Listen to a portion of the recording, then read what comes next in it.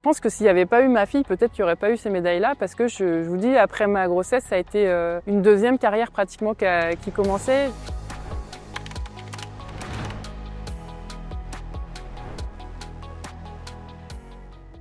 Je pense que cette coupure de grossesse, ça m'a permis de faire le point parce que j'avais enchaîné quand même plusieurs années à haut niveau et j'avais perdu un petit peu le fil de pourquoi je fais ça et qu'est-ce qui m'anime vraiment intérieurement. Et cette coupure qui était du coup volontaire, c'est pas comme une coupure de blessure où on ronge un peu son frein parce qu'on n'a pas choisi d'être là à attendre sur le banc et de regarder faire les autres.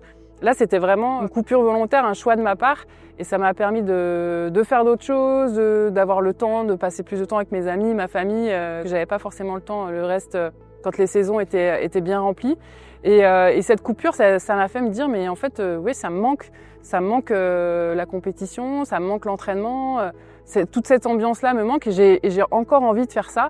Et quand je suis revenue finalement de cette grossesse, j'avais plus d'envie et c'était presque un nouveau départ et avec nouveaux objectifs, plein de choses qui font que je me dis que si j'avais pas eu cette coupure-là, peut-être que j'aurais pas fait les résultats que j'ai fait après.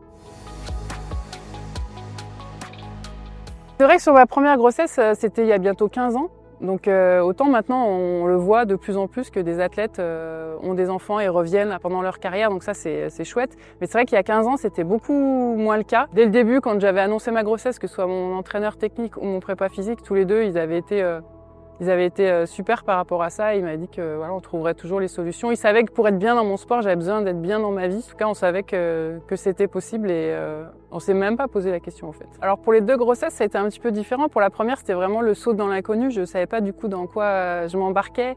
Je savais pas comment ça allait se passer. Je savais pas si j'allais être capable de revenir, si mon corps allait accepter tous les changements que ça allait procurer. Donc du coup, voilà, j'ai vraiment vécu comme un saut dans l'inconnu, alors que la deuxième, bon, je me suis dit, j'ai déjà fait une fois, je sais que ça marche, pourquoi ça marcherait pas une deuxième fois? Donc, et après, le retour, forcément, ça a été difficile, hein, je veux pas vous vendre du rêve, ça a été difficile, mais le corps a quand même une mémoire et chaque étape se repassait quand même plus facilement.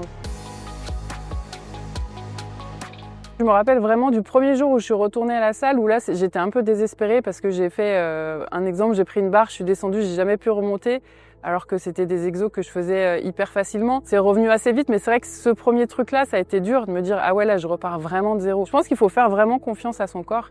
Il a cette mémoire, il a cette capacité à se rappeler de ce qu'on a déjà fait. Il faut vraiment être progressif et pas vouloir y aller trop vite, prendre le temps de bien refaire les choses, de pas vouloir charger trop de poids trop vite, de bien faire ce que je disais tout à l'heure, la rééducation du périnée, parce que c'est du temps qu'on prend à ce moment-là, mais c'est du temps de gagner aussi pour la suite. C'est toujours voir plus loin aussi, pas de se dire faut revenir vite et puis créer des équilibres ou des blessures pour après.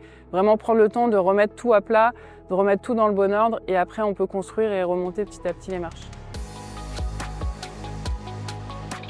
À partir du moment où on est athlète de haut niveau, qu'on soit enceinte, maman, malade, en cours de blessure ou n'importe quoi, il faut toujours garder les mêmes réflexes. C'est le même principe qui s'applique tout au long d'une carrière d'athlète, c'est de faire attention, c'est d'être bien entouré, mais malgré tout, d'avoir cette double vérification. C'est pas parce que c'est un médecin du sport ou c'est pas parce que votre pharmacien vous a dit que c'était bon qu'il faut s'arrêter à ça. Sur le site de la FLD, pour les médicaments, hop, vous rentrez le nom du médicament et ça vous sort directement si vous pouvez l'utiliser ou pas, si il est sur la liste interdite ou pas. Il faut avoir ce réflexe-là, c'est quand même maintenant assez facile. Je dirais que pour reprendre complètement mon niveau, ça m'a pris un petit peu plus d'1 an. Je pense que ça a été un peu plus rapide sur la deuxième parce que justement j'avais cette confiance de me dire j'ai déjà fait et peut-être moins de choses à perdre aussi. Donc je dirais un peu plus d'1 an pour retrouver vraiment la compétitivité et mon niveau international. J'ai pas trop ressenti de pression par rapport à tout ça parce que je pense qu'il y en a beaucoup qui croyaient que je reviendrais pas du tout. Donc moi je m'étais attachée à moi et de me dire j'avais pas cette envie de prouver, c'était vraiment, je l'ai fait vraiment pour moi et j'avais pas envie de prouver à qui que ce soit ce que j'étais capable de faire, mais voilà, dans ma tête c'était je sais que je suis capable et je vais y arriver, mais plus pour moi, mon entourage, que par rapport à la pression sociale, on va dire. Voilà, ça n'a pas été simple non plus, je pense que c'est important de dire aussi que c'est pas facile, mais en tout cas, moi si c'était à refaire, je referais sans problème.